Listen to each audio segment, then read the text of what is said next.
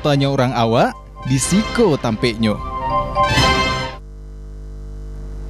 Assalamualaikum warahmatullahi wabarakatuh. Basua balik kita di acara kesayangan kita di podcast Tampek Mauta TVRI Sumatera Barat. Mau tanya orang awak, disiko tampeknya. Masih bersama Ambo Desbi Sugari. Selama 1 jam ke depan akan menemani waktu istirahat dun sanak sadon. Nah, seperti biasa kita akan mendatangkan tokoh-tokoh yang sangat inspiratif dan motivatif. Nah, Kaliko bintang tamu kita seorang wanita muda dan ada seorang interpreter. Nah, apa itu interpreter? Kita akan jalan ke bersama bintang tamu kita, Uni Anissa Junaidi.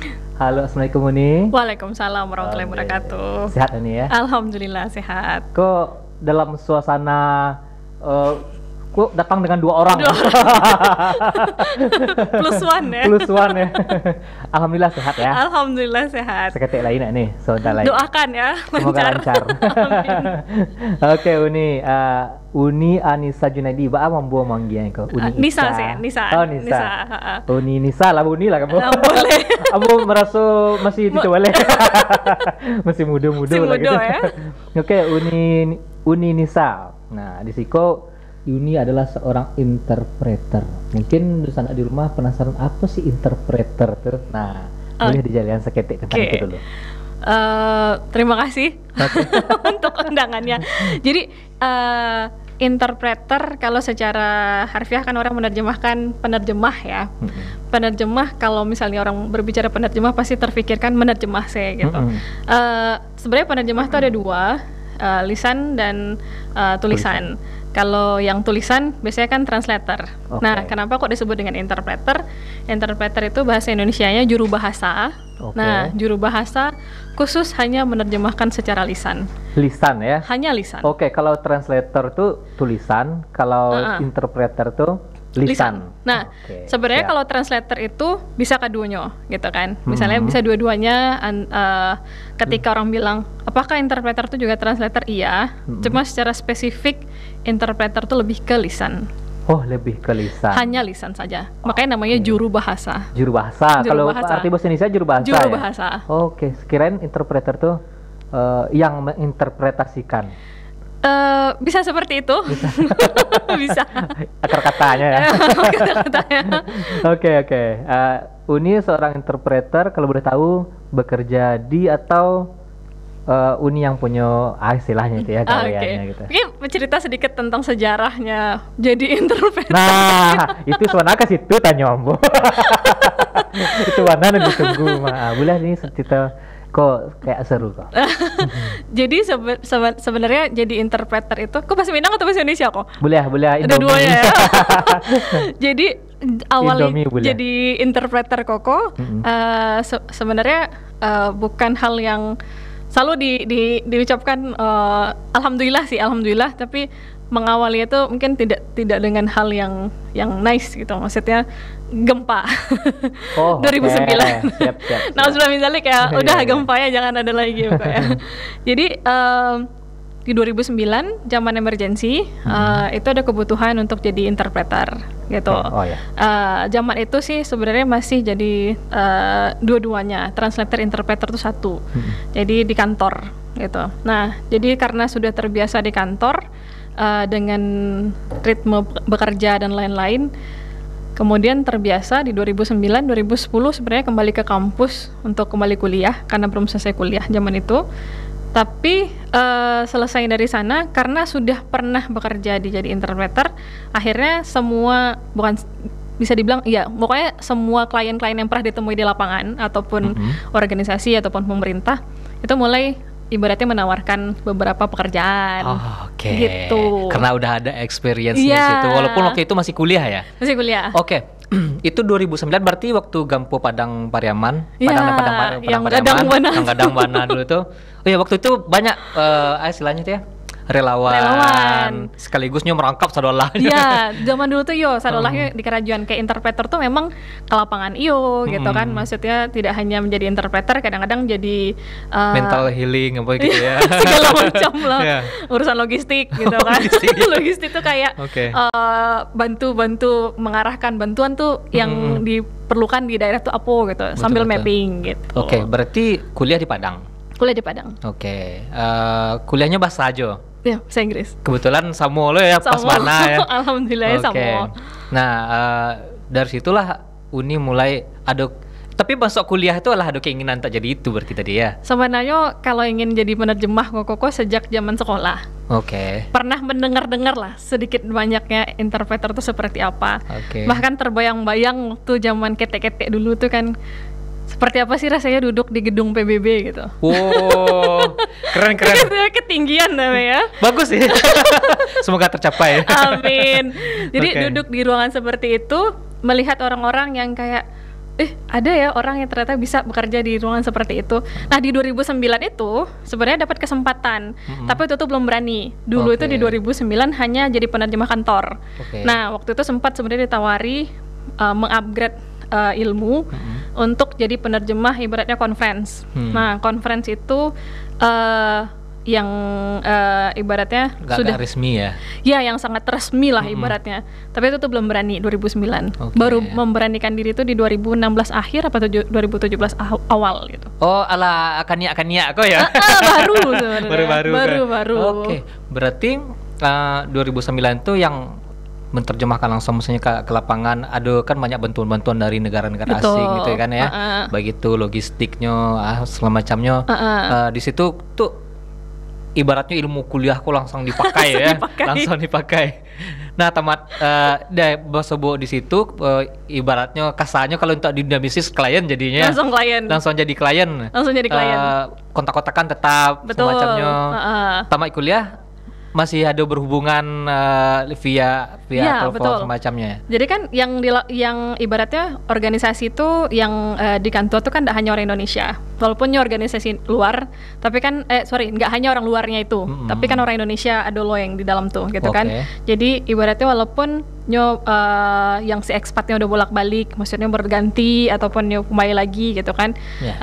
Yang officernya ataupun manajemennya masih kenal kan, jadi masih merekomendasikan. Jadi kayak pas lagi dari 2010, 11 2 balik tutup sampai 3 balik kalau nggak salah, itu masih dengan kontak-kontak yang lama.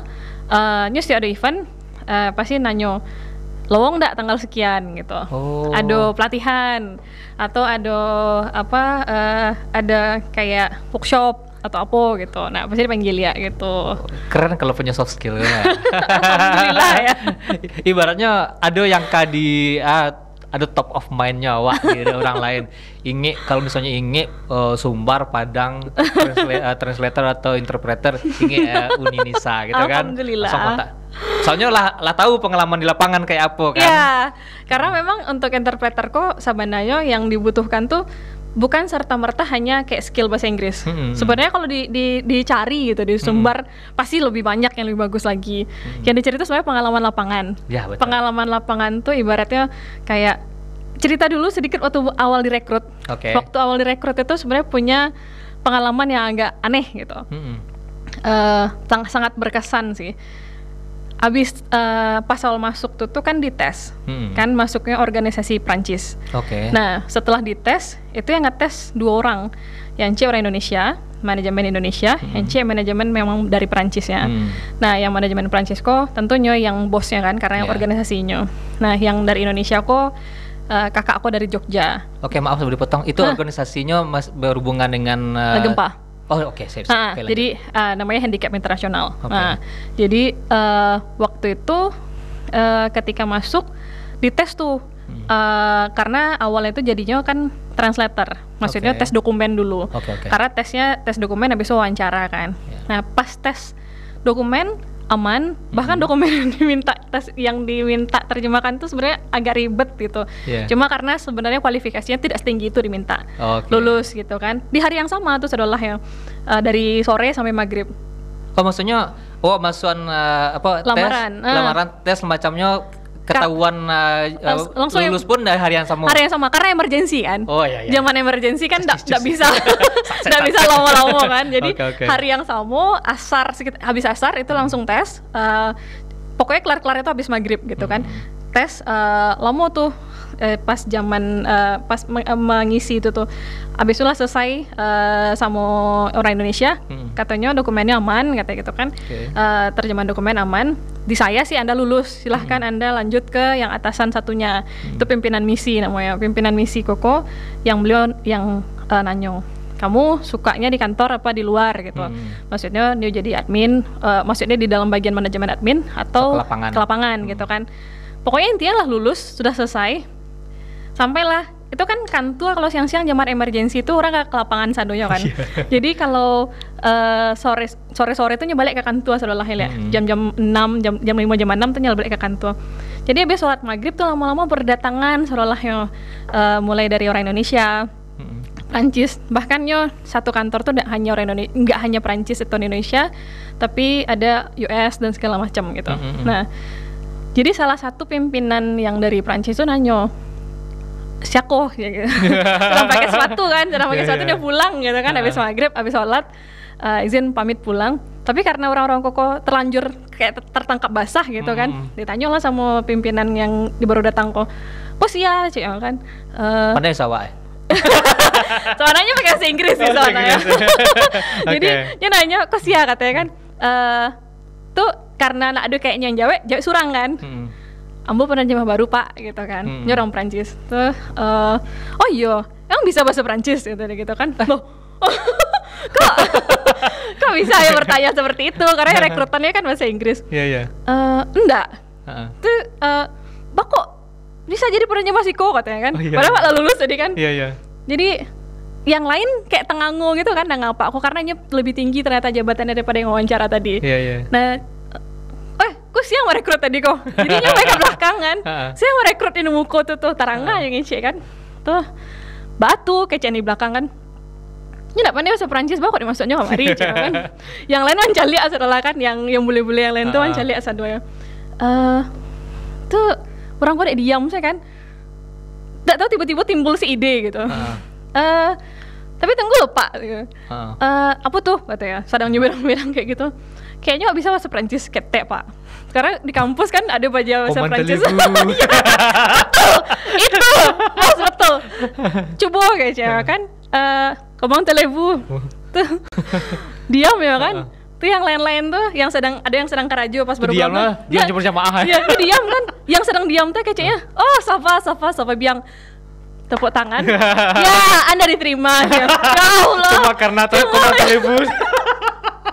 Jadi kayak nguji nguji Anda betul nggak sih memang mau bekerja di perusahaan kami, di organisasi kami, karena organisasi kami kok tiba-tiba bisa sangat-sangat serius, kejadian emergency itu banyak, dan siap nggak Anda dibeginikan gitu. Mungkin mencari inisiatif dari inisiatif list warna kerja waduh dari inisiatif. Dan setelah itu ya udah, awalnya kan awalnya pengennya jadi volunteer. Kontraknya tuh hanya kayak trial 2 minggu. 3 hari kerja langsung keluarkan kontrak 6 bulan. Oh, keren. Hanya karena itu. Panjang lah wah. Super ya. Super. Oke, mungkin di rumah penasaran Mbak Asi Uni istilahnya interpreter kok di lapangan. Di lapangan. Tim kami lah do Vitinya. Itu lo canggih TVRI kok. Kita putar dulu sana.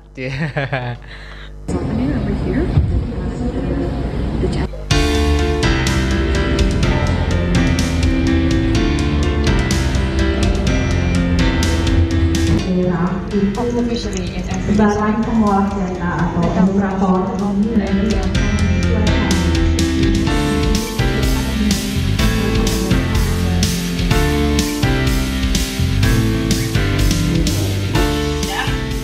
Okay. Light is working. Yes, light working. Rotation light is working. Yes. Yang lampu rotarinya nyala ya Pak? Lampu rem kalau dihidup nih, lampu rem hidup nggak? Oke, sip. Yeah, the brake. Brake. Okay. Now you're going to do the operational checks. You're going to hoist up. Nah, Hoist up. Bapak sekarang coba cek operasional Pak. Naik turun. Ya. Turn back. Okay, up. Slowly. Pelan-pelan Pak, pelan-pelan. Biasa orang Indonesia. Buru-buru. Okay. Now.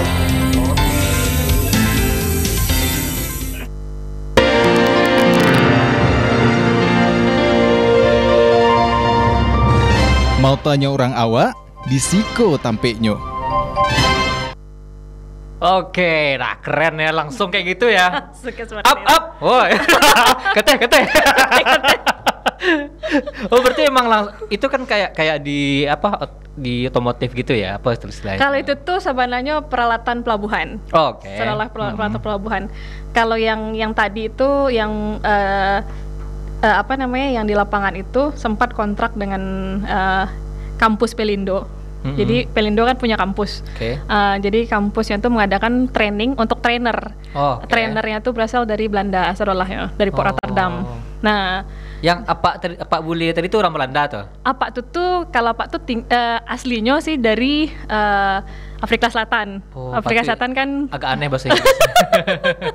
Nah, jadi Afrika Selatan kan bahasa Inggris tuh. Jadi intinya beliau-beliau itu men-training bapak-bapak yang datang yang ikut pelatihan itu bukan untuk menjadi operator bukan. Apa-apa tuh operator. Sudah ahli. Nah, yang dilatih itu lah bagaimana apa tuh jadi trainer.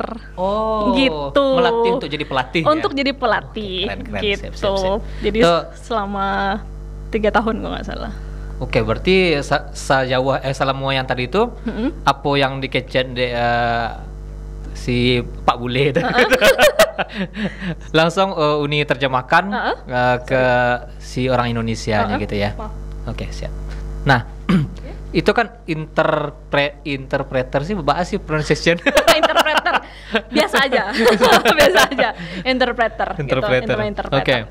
Nah, ya, itu langsung ke lapangan kayak gitu, berarti itu yang interpreter ya. Sayangnya lupa menyertakan video yang sedang bawa kren. Sempat waktu itu mencoba untuk mengoperasikan kren. Oke. Jadi mungkin kalau kini mungkin lah banyak operator kren cewek ya. Iya. Kalau zaman itu baru-baru naik kren dulu tuh katanya sih masih jarang. Jadi emang cewek pun tidak diizinkan sebenarnya untuk naik ke situ karena emang agak sedikit berbahaya gitu kan. Kalau kini mah kayaknya banyak ya operator keren cewek-cewek gitu. Di lapangan itu mempelajari sadolah seluk-beluk dari peralatan pelabuhan gitu. Jadi tidak hanya menerjemahkan untuk bapak-bapak tuh untuk jadi trainer, tapi mempelajari sadolah ala-ala tuh fungsinya apa segala macam gitu. Berarti secara tak langsung Uni Nisa ketika si Pak Bule tadi mengecian ke semacamnya untuk si calon trainer tadi itu otomatis dapat ilmu langsung. Betul sekali. Karena itu berulang-ulang. Berulang-ulang ya. Tadi itu kan pelatihannya yang tadi itu lupa kan nama alatnya. Yang hoist up, hoist down ini itu apa nama alatnya kalau yang ini aduh kok lupa ya. Mobil-mobilan lah. Karena sudah lama ya. Aduh kok jadi lupa namanya. Jadi ya kan ada kren, ada apa namanya selain kren ada nggak keren-keren amat. Keren amat gitu. Jadi ada beberapa alat-alat lainnya. Kok jadi ngeblank ya? Nah jadi beberapa alat tersebut dipakai untuk lift truck. Macam-macam sih. Ada yang dia mau keren itu sendiri ada banyak macamnya, ada mobile keren, ada segala macam gitu. Nah jadi untuk satu alat itu gunanya ada yang untuk mengangkat sekian gitu. Jadi itu tuh dipelajari loh dan itu tuh berulang-ulang. Jadi operator keren ya sampai berkali-kali. Kalau operator alat yang tadi itu berkali-kali loh gitu. Jadi yang dipelajari itu kayak apa namanya? Kayak template. itu ya. Tuh ibaratnya ketimbang si yang calon trainer tuh awak yang lebih banyak ilmu dia lebih nangkep karena berulang-ulang. Tapi apa-apa tuh kan kayaknya emang itu kerjaannya gitu. Jadi sebenarnya belajar dari apa-apa tuh sih. Gitu. Nah pengen awak tahu Uni. Uni kan lulusan sastra Inggris ya. Kan di situ kan kita belajar kan awak junior unik. Walaupun awak di bahasa yang cek lain. Itu kan kita belajarnya bahasa umum nih. Betul. Bahasa umum. Dan ketika awak di dalam situasi kayak tadi itu lebih ke peralatan pelabuhan segala macamnya. Yang saya tahu Ambo di setiap sektor itu punya bahasanya masing-masing. Walaupun itu sama-sama bahasa Inggris. Betul. Bahasa Inggris ekonomi, bahasa Inggris industri, bahasa Inggris itu bau nih menerjemah. Betul. Jadi sebelum yang namanya tugas itu diberikan, biasanya tuh ada kayak tes sedikit dari si klien. Biasanya kalau misalnya emangnya oke lah portofolionya sesuai gitu, langsung terima gitu kan, sesuai dengan pengalamannya bla bla bla gitu, terima sama klien. Beko biasanya ada kayak sedikit pembicaraan dengan si user. Klienku kan biasanya kan kayak manajemen. Nah, Beko diserahkan ke user. User apakah itu kayak trainer tadi ataupun calon trainer tadi. Beko ngobrol sama apa tuh. Biasanya akan ada hari-hari yang dimanfaatkan. Itu kan tidak sehari, maksudnya tidak sehari selesai. Kadang 2 minggu, kadang 3 minggu baru selesai. Jadi kadang-kadang di jadwal makan siang dan segala macam, hari-hari pertama tuh kan masih umum tuh.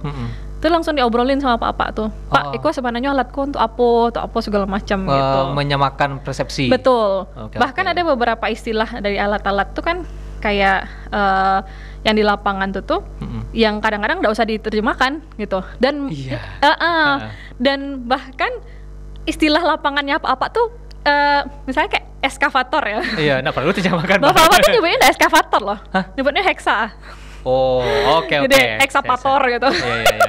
Jadi kalau apa-apa tuh ngecek heksa, berarti maksudnya eskavator gitu. Berarti ada bahasa-bahasa tertentu bahasa itu hanya apa-apa tuh yang bahasa pergaulan. Iya. Jadi walaupun apa-apa aku koknya ngecek sama trainer-trainer yang dari luar tadi yang harusnya kan sepaham tuh. Cuma karena lah punya bahasa sendiri lo di lapangan, pahami lo bahasa apa-apa lapangan kok. Jadi tak kena ilmu-ilmu lama mengenai pembentukan bahasa. Ada bahasa itu terbentuk karena disepakati. Iya, betul. Kan arbitrary konvensional gitu ya. Nah, seperti itu sih sebenarnya prosesnya sampai Beko akhirnya lah terbiasa. Baru akhirnya paham dengan semua materi-materi itu gitu. Nah, itu kan di dunia yang kayak tadi di pelabuhan segala macamnya. Mungkin 2 minggu, 3 minggu inilah di situ kan. Nah, tiba-tiba Beko ada lo job lain dengan bidang yang berbeda. Kayak gitu lo balik briefing sama. Bahkan ada kayak beberapa konteks itu misalnya kayak di zaman pandemi kok yang paling ngaco. Kita memang karena tidak tatap muka kan. Jadi ada kadang-kadang satu hari maksudnya ada hari yang berbeda sebelum acara itu. Di brief sama si panitia. Misalnya kayak tentang saham gitu. Maksudnya ada beberapa perusahaan yang IPO. Nah, Beko istilah-istilah akan muncul tiko kok. Kemungkinan yang akan dibicarakan tuh seperti ini. Tolong jangan terjemahkan yang lain. Misalnya kayak blue chip gitu. Blue chip kan masa chip biru gitu. Iya. Jadi kan sama yang baik gitu kan. Jadi yang seperti itu tuh inilah ya kayak perbendaharaan katanya supaya tidak melenceng kayak gitu. Yang kayak tadi itulah ada bahasaku yang tidak perlu diterjemahkan. Betul. Karena kalau diterjemahan aneh dia. Iya, betul. Yang dasar-dasar lah misalnya buka sosial media, Facebook misalnya. Tulisan situ home rumah namanya. Betul. Jadi tidak salahnya harus diterjemahkan kan gitu. Betul. Ada beberapa kata-kata umum tuh justru kalau diterjemahkan justru mereka tidak familiar loh gitu. Iya, betul. Malah aneh jadi. Malah aneh, betul. Malah kalau di gadget semacamnya dia lah bahasa Inggris lah. Iya, bahasa Inggris. Karena di Indonesia kan malah aneh. Betul. Oke. Kita akan lanjutkan perbincangan kita, tapi ada yang lewat kah? Siap. Oke, di sana sadarnya kita akan kembali lagi setelah pesan-pesan berikut ini.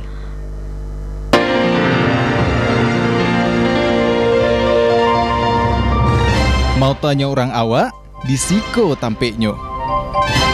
Mau tanya orang awak, disiko tampeknya. Masih bersama Mambo Despi Sugari dan Uni Nisa. Nah, di sana sadarnya sekadar mengingatkan bahwasanya acara kita podcast Tampek Mota TVRI Sumatera Barat disiarkan setiap hari Senin dan Selasa pukul 2 siang. Bisa sanak saksikan di TVRI Sumatera Barat. Bisa juga sanak tonton live di Instagram, Facebook, dan YouTube-nya TVRI Sumatera Barat. Atau bisa sanak download aplikasi TVRI Klik. Bisa sanak download di App Store atau di Play Store. Oke, kita balik ke Uni Nisa. Siap. Nah, Uni Nisa, kan Uni interpreter bahasa Inggris ya. Yap. Interpreter bahasa Inggris. Biasanya kalau orang suka bahasa banyak bahasa lain yang di aku jalan aku sekete. Kalau Uni Pak. Kalau itu sebenarnya kan pemahaman dari beberapa istilah gitu, maksudnya mau nggak mau harus memahami istilah bahasa lain, dan memangnya agak berkaitan kan, mirip-mirip. bahasa kok mirip-mirip gitu. Misal kayak bahasa Prancis ini masih ada mirip-mirip sama bahasa Itali, sama kayak bahasa Prancis misalnya bien itu bahasa Prancisnya bien gitu kan, bahasa Itali gitu, mirip juga gitu kan. Nah jadi yang kayak gitu oke lah gitu. Masih bisa dikait-kait ke bonjour, buongiorno. Buongiorno, ya masih mirip kan gitu.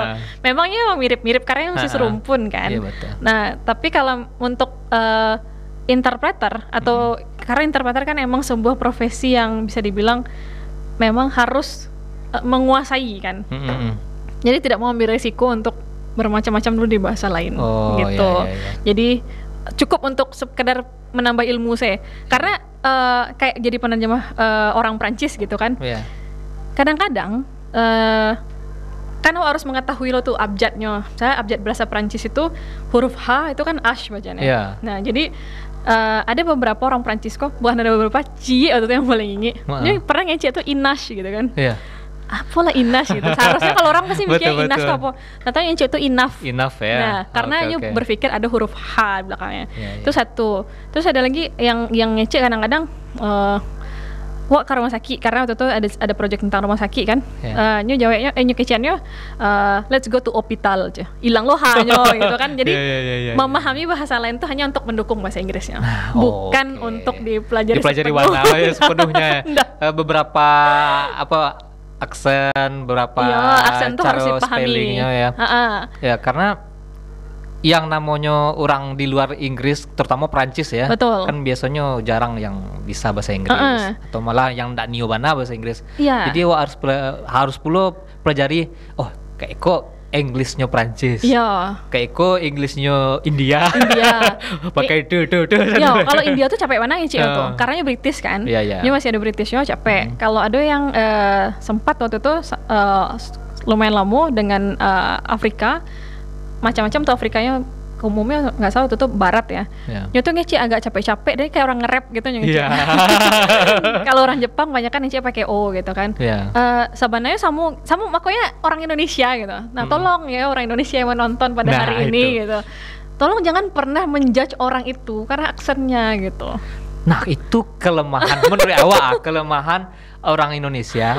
Bukan menghakimi orang Indonesia, tapi kebanyakan misalnya kok. Contoh Ambo basic Ambo nak ada bahasa Inggris kan. Cuma Ambo ada antusias untuk bahasa Inggris. Ngece bahasa Inggris bla bla bla, aksennya salah. Bahasa Minang gitu kan. Ada I want to market kan. Tapi itu dia orang awak. Ya makasih bahasa Inggrisnya.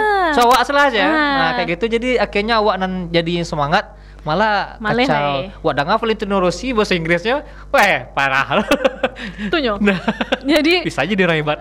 Betul. Jadi itulah itu yang kadang disayangkan kan. Karena sebenarnya bahasa Inggris kok apalagi interpreter.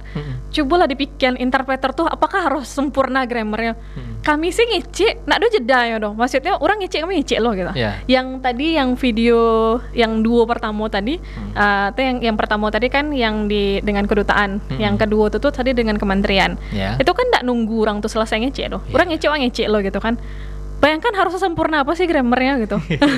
Mikir lu tahu gimana grammar. Yang penting adalah isinya.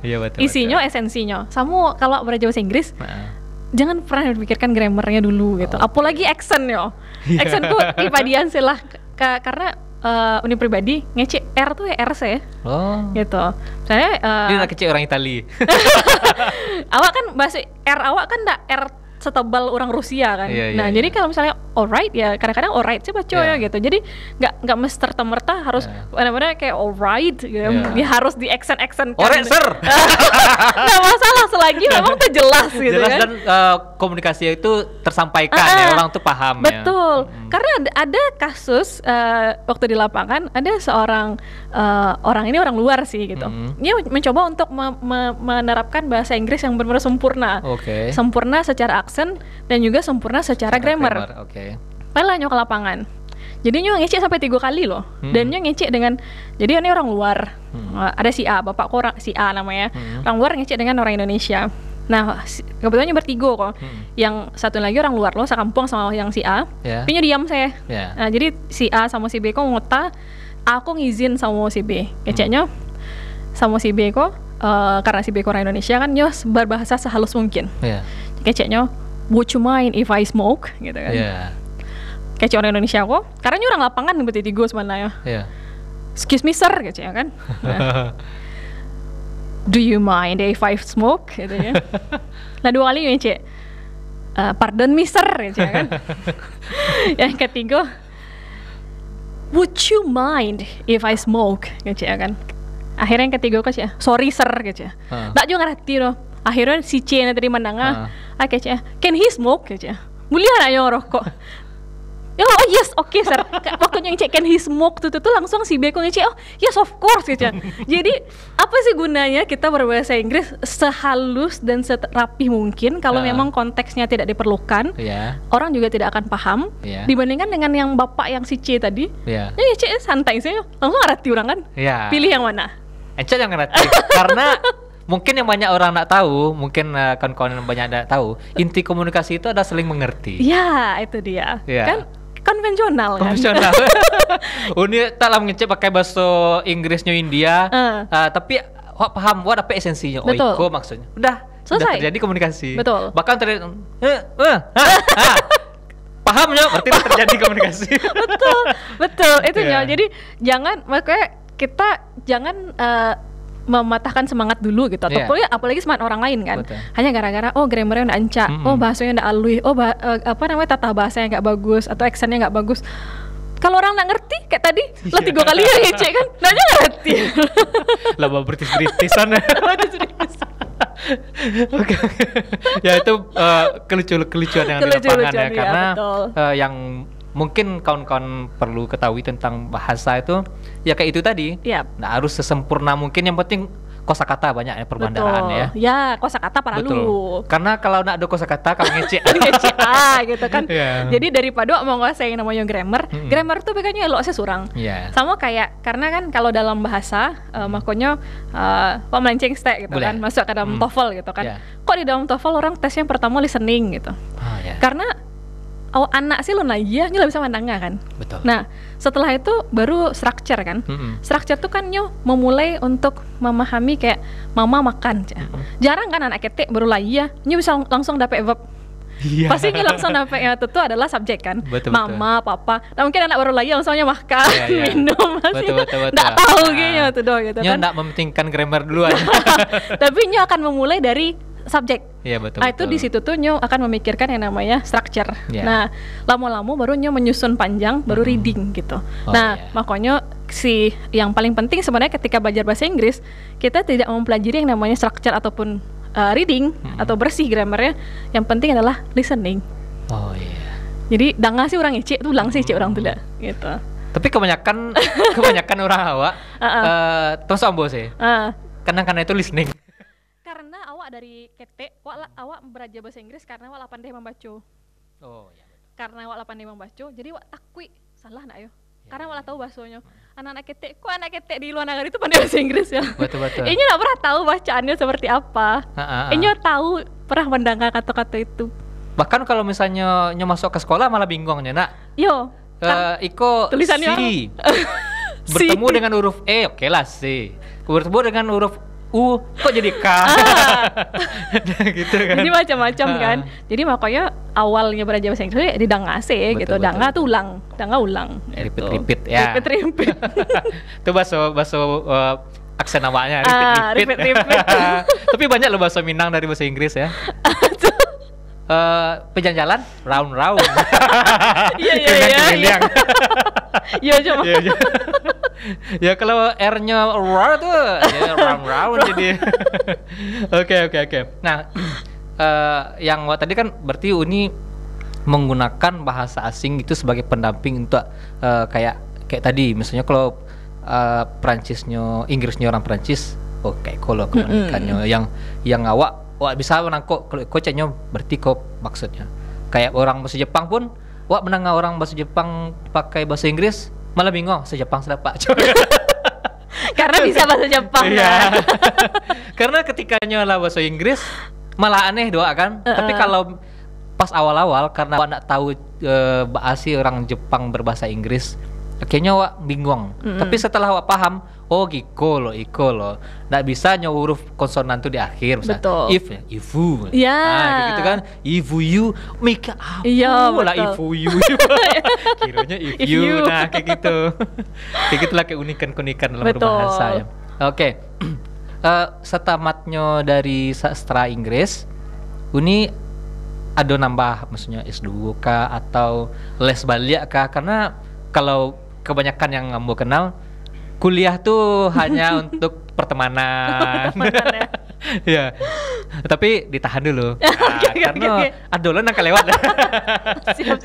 Oke. Dan rasanya kita akan kembali lagi setelah pesan-pesan berikut ini. Jangan kemana-mana. Mau tanya orang awak di Siko tampeknya. Mau tanya orang awak di Siko tampeknya. Masih bersama Boris Bisugari dan Uni Nisa. Nah, ini. Jadi tadi ini. Sekolah ya. Sebenarnya kalau dari secara formal hanya sampai S1 bahasa Inggris itu. Oke. S2-nya justru kini gitu. Oh, kini sedang S2. Tapi enggak bahasa Inggris doh. Malam jurusan lain gitu. Jurusan lain, oke. Karena yang dibutuhkan sebagai profesi interpreter jujur ya gitu. Untuk profesi interpreter kok sebenarnya yang kami butuhkan salah satunya Uni sendiri ataupun kawan-kawan yang lain, kami butuh ilmu yang benar-benar ilmu murni. Contoh hukum. Atau perbankan atau kesehatan gitu. Kami mungkin lebih prefer, maksudnya kalau Uni pribadi lebih prefer untuk ambil seperti itu. Karena memang selama kok kebanyakan justru ya. Nah, itu fakta unik lo di lapangan gitu. Jarang interpreterku emang anak sastra Inggris tuh. Ya, benar. Anak interpreterku banyak kan anak komunikasi, anak HI. Ya. Nah, tuhnya. Jadi karena apa? Karena ini udah sajaknya kuliah nyo fokus sama grammar no. Ini fokus yo konten. Iya. Jadi ilmunya banyak. Nah, itu tadi kan ada juga beberapa ahli menyebut. Kok pernah kenal wak jo ahli itu. Katanya bahasa tuh bukanlah sebuah ilmu. Hanya sebuah alat. Sebuah alat. Karena kalau ketika wak punya bahasa tapi tidak punya skill lain, pendamping lah kayak ini sebut tadi, akhirnya awak stuck di situ, nggak ada pengembangannya lah. Sedangkan yang kayak tadi mungkin yang jurusan lainnya ahli di bidang tuh. Selama aku bahasa Inggrisnya cuma nggak penting grammar, nggak penting aksen segala macamnya. Bahasaku sebagai alat dia untuk menyampaikan. Dan itu lebih terpakai. Karena bekonya kan bisa mempelajari grammar itu kembali. Karena grammar beko akan terlihat perlunya ketika menulis. Contoh. Tapi besoknya kalau lah terjemahan itu tuh kan beko kayak penerjemah tersumpah atau apa gitu kan. Tapi kan mereka punya template. Dia hanya mengikuti template kan gitu. Tapi kalau profesi kok kan interpreter kan lisan. Yang mereka butuhkan ya misalnya kayak pelaku misalnya. Pelaku kan banyak ya. Pelaku aktor misalnya. Kalau dalam bidang hukum kan bisa jadi perpetrator kan gitu. Jadi yang seperti itu kalau anak punya perbendaharaan kata gitu kan. Jadi kurang apa ya maksudnya kayak apa namanya? Lelang gitu. Lelang misalnya bahasa Indonesia kan bahasa Inggrisnya bisa auction gitu kan. Tapi ada juga bidding kan. Bidding, bid ya. Iya, ada bid gitu kan. Jadi konteksnya mana yang mau dipakai gitu. Jadi makanya awak lebih cenderung harusnya sebagai interpreter ataupun yang belajar ilmuwan itu cenderungnya lebih menguasai ilmunya daripada si bahasanya. Kalau misalnya dibilang tadi bahasa adalah alat gitu, tapi bukan keilmuan. Dia keilmuan ketika jadi linguis atau jadi researcher kan. Nah, permasalahannya kok kan praktisi kok. Wanda akademisi dong. Kalau akan menjadi akademisi mungkin butuh sampai S2-nya emang linguistik, S3 linguistik. Karena tuh pembentukan bahasa, kenapa kok bahasanya kok ada tiba-tiba yang orang kok lebih memilih kayak ada huruf A, huruf E segala macam, ada dan segala macamnya gitu. Itu kan beda cerita gitu kan. Nah, tapi kalau ke interpreter lebih kepada perbendaharaan kata gitu. Oh iya. Nah, makanya ada kayak dijual di topik-topik buku, jual buku gitu kan, atau di online-nya itu ada misalnya English for business, English for apa gitu, industri gitu macamnya. Karena memang berbeda kan. Pembahasannya pun berbeda gitu. Semua kayak Uni tadi yang apa tadi yang di pelabuhan gitu ya. Iya betul. Ternyata kayak Eko lo bahasanya. Iya, di pelabuhan pun beberapa alat itu tuh beda-beda lo namanya dengan keseharian gitu. Oke. Nah nih, tanya sih nih di luar skete. Selain jadi interpreter kok apa ada kerja sampingan yang lain? Kerja sampingan lainnya tuh seperti apa ya? Contohnya kayak ngajar gitu. Misal gitu kan, ngajar bahasa Inggris itu. Iya, kadang-kadang ngajar bahasa Inggris, tapi kebanyakan ngajar itu lebih ke jadi kayak memang untuk keperluan tertentu. Dulu tuh misalnya ngajar memang TOEFL C atau IELTS C gitu. Kalau conversation ada, tapi misalnya untuk kadang lebihnya tuh bukan ke ngajar sih, lebih kepada mendampingi si siswa. Karena waktu di Jakarta kan lumayan banyak tuh ngajar di beberapa kementerian gitu. Bapak-bapak ibu-ibu yang diajar tuh sebenarnya setiap bulan tuh kadang juga keluar negeri. Awas sih sikosnya kan, tapi diajar aja apa-apa tuh. Lebih kepada mendengarkan. Misalnya apa-apa kon ya conference atau ibu-ibu kon ya conference. Jadi wak mendengar misalnya sudah nyaman belum? Nah, jadi nyota sama wak dulu. Jadi supaya lidahnya ibaratnya tidak kaku, jadi nyota sama wak dulu. Jadi lebih pada seperti itu. Pemanasan ya. Pemanasan gitu. Tapi beko awak kan emang buat topiknya dari luar. Misalnya buat topik tentang lalu lintas, beko sudah cerita tentang lalu lintas. Misalnya kayak gitu. Gitu. Keren sih. Ya kan misalnya kalau negari ya. Setidaknya kan ada pernah baca buku misalnya kayak PK toko buku yang itu seminggu belajar bahasa Inggris.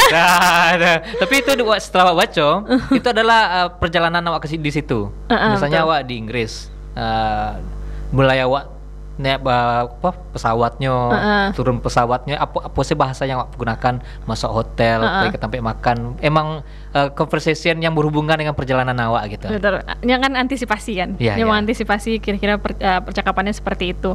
Tapi akan lebih baik sih sebenarnya bahasa Inggris tuh dipelajari dengan orang gitu. Maksudnya kalau nggak harus native, justru nggak harus native. Justru kadang belajar dengan native tuh agak pusing juga gitu kan. Karena bahasanya lain kan. Kalau misalnya emang dengan orang tuh maksudnya dalam artian aku ada kawan mota. Gitu. Kalau misalnya hanya dari buku, baik lagi kayak yang tadi. Awak terlalu takut dengan kebenaran si buku itu. Jadi Beko salah Pak. Jadi akhirnya awak menghafal. Gimana kalau situasinya tidak seperti itu? Betul. Kalau ada pendamping tuh udah benar nggak ya? Bisa gitu. Watanya setidaknya validasi gitu kan. Atau misalnya kalau misalnya mau improvisasi kan bisa sama orang tuh gitu. Ndeknya enggak masalah doh kalau itu gitu. Jadi mendingnya seperti itu. Sip. Nah, menurut Uni Nisa kini kok kan zaman ibaratnya teknologi begitu cepat. Dulu tuh kalau pengen belajar bahasa Inggris ngapal kosakata, beli buku Sata Bantah kan 1 miliar kosakata bahasa Inggris kayak gitu. Bisa miliar sih. Kini kok lah ada Google Translate, bahkan bisa Google Voice Translate-nya kan. Uni mengecek, wah ditekan saya kan, tahu saya, kok mengecek bahasa awak. Menurut ini tuh menjadi suatu bahasa dengan pekerjaan Uni gitu. Itu banyak sih sedang dibahas di komunitas interpreter kan. Lain nak hilang coba kok.